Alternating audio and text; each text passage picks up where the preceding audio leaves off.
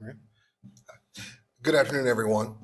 Delegate Sean Hornbuckle with the West Virginia Legislature, leader of the House Democrats. And I stand here today very proud of this group of fine colleagues. They have set the tone this whole legislative session. They represent all parts of the state. First and foremost, they've been listening. They have been listening to what you're asking for, the kitchen table issues.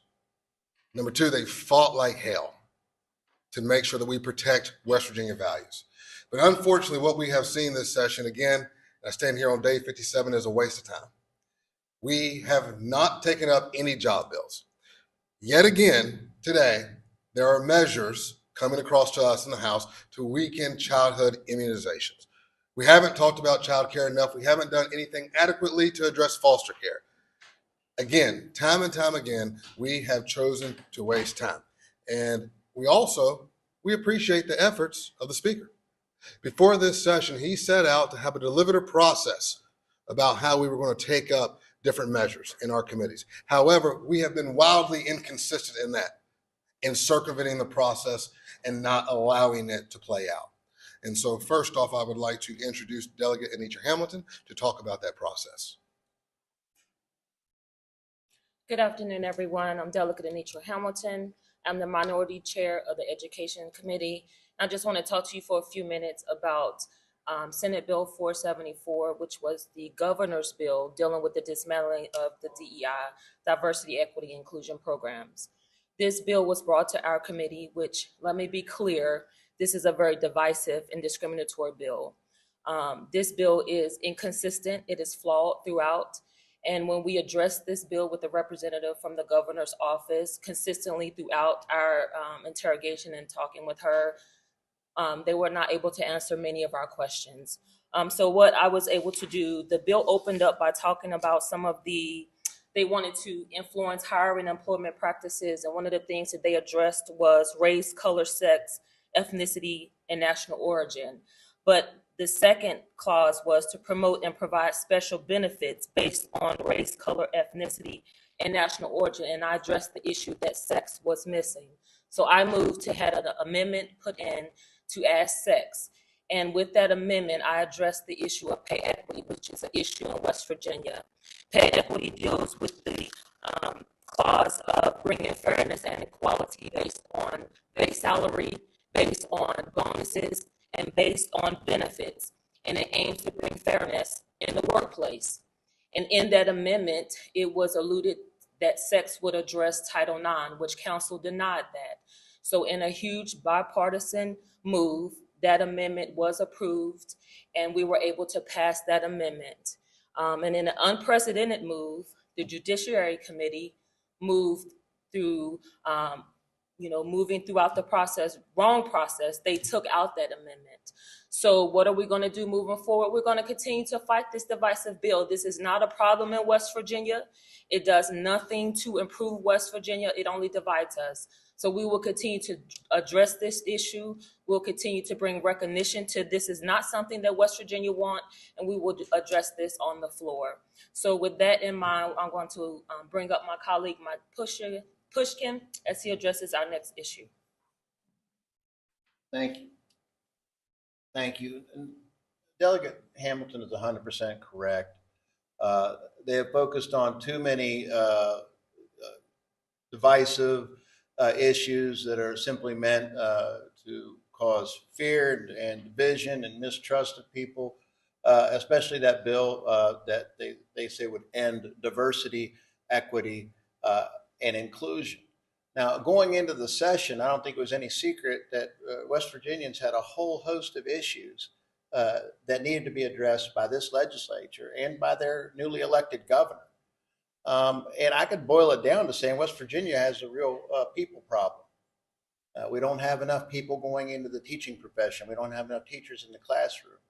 We don't have enough people going into corrections. We don't have enough correctional officers in our jails and prisons.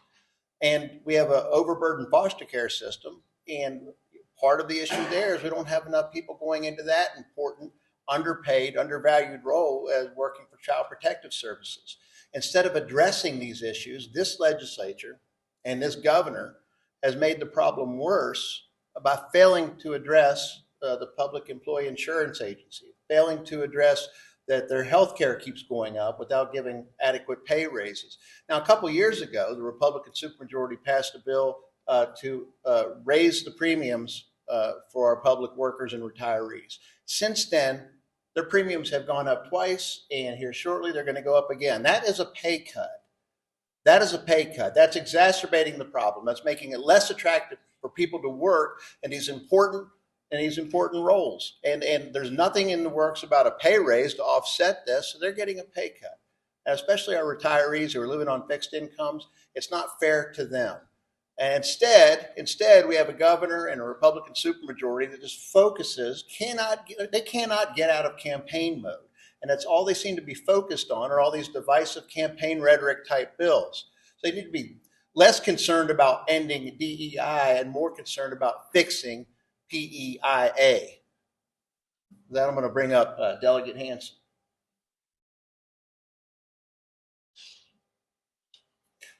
I'm Delegate Hansen from Morgantown, and some of the bills that are actually moving now are actually harmful bills.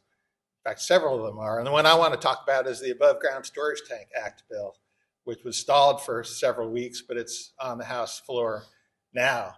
And this goes back to the Above Ground Storage Tank Act that was passed in 2014 in response to the Freedom Industries chemical leak that contaminated the water supply for hundreds of thousands of West Virginia. Right after that, the Republicans took control of this legislature, and they've been chipping away at the above ground storage tank over and over again, putting West Virginians' drinking water at risk.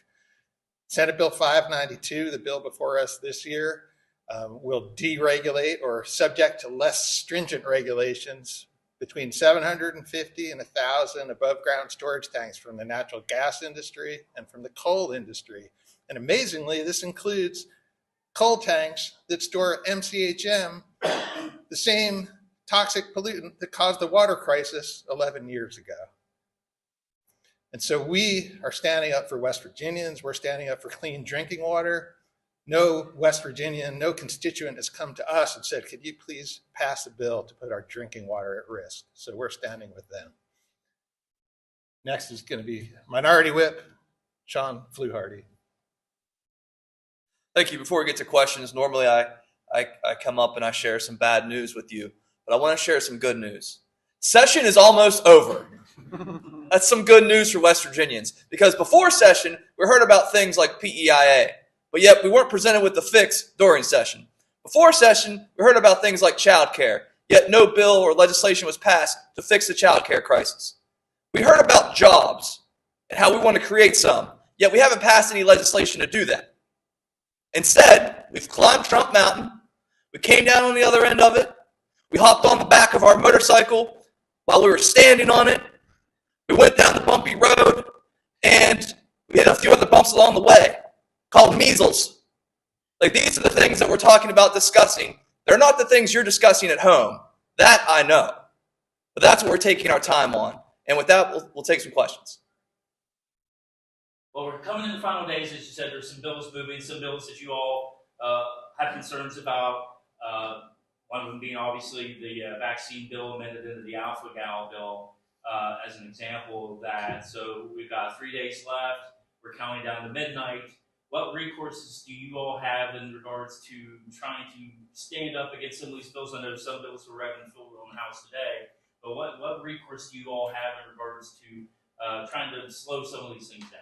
Well, let me say, West Virginians spoke loud and clear on the immunization bill. And they sent us email after email. They showed up here, spoke against it.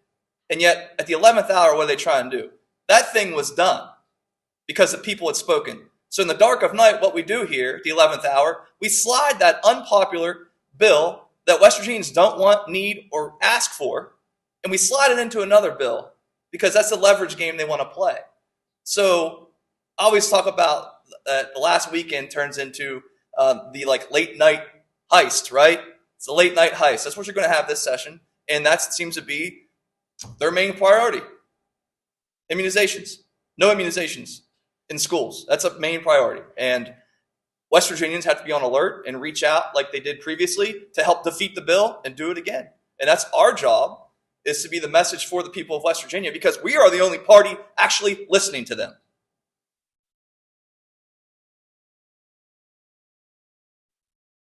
Well, I'll throw another one out there. HB 2014, the microgrid bill, at some point, it's going to come back over this direction. 3-hour committee meeting on the Senate side yesterday. They kind of tweaked the formula for taxes to try to appease counties, which I think are at this point were the largest opponents of that bill, and probably why it would have failed otherwise. It remains to be seen what the Senate's going to do with it now, but it could come back over here, and it probably is the biggest bill of Governor Morrissey's legislative agenda. So can someone kind of talk about that, and if you're kind of looking at that, and where you all stand on that now currently? When 2014 was before the House, I presented an amendment to strip away the provisions that did away with local control, because 2014 is written would not allow cities or counties to have any say in developments of microgrids. And think about that. That's not just the data centers themselves, but it could be a coal plant or a nuclear plant or a gas plant without any ability of the local governments to weigh in related to noise or setbacks or anything like that. That amendment failed and it moved to the Senate. I'm glad to see that the Senate is starting to hear the county governments who have two major concerns. The first concern is about local control and allowing them to have a say in these developments. But the second is the fact that the additional tax revenues generated by these developments are being taken by this legislature and used for their pet projects rather than going where they're supposed to go, which is to the counties. And so we're going to look and see what version comes out of the Senate, and we'll make a decision based on whether they've improved the bill enough to get our support or whether we still need to vote no. Briefly about that proposal from the governor concerning microgrids. If the goal is to bring a data center to West Virginia, of course, we would all love to have data centers in West Virginia. We would love to bring more jobs to West Virginia, but I think it's important to point out that none of the surrounding states that have attracted this type of investment, these types of companies to come to their state, had to pass a microgrid bill to do so. So while they're over there debating about a bill that could possibly bring imaginary jobs, the state has been hemorrhaging real jobs due to some decisions that have been made up in Washington, whether it's with human services in regards to NIOSH. How many hundreds of jobs did you lose in your area, John or Evan? Or with the threat of tariffs costing us coal jobs here in the energy sector. We're losing real jobs here while they're wasting time debating imaginary jobs that may or may not show up if they pass this giveaway that's going to cause people's utility rates to go up.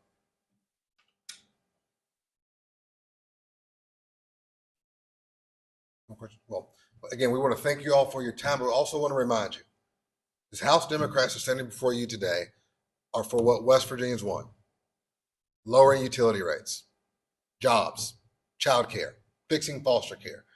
We're standing with you, we're listening to you, and we're fighting for you. We appreciate you.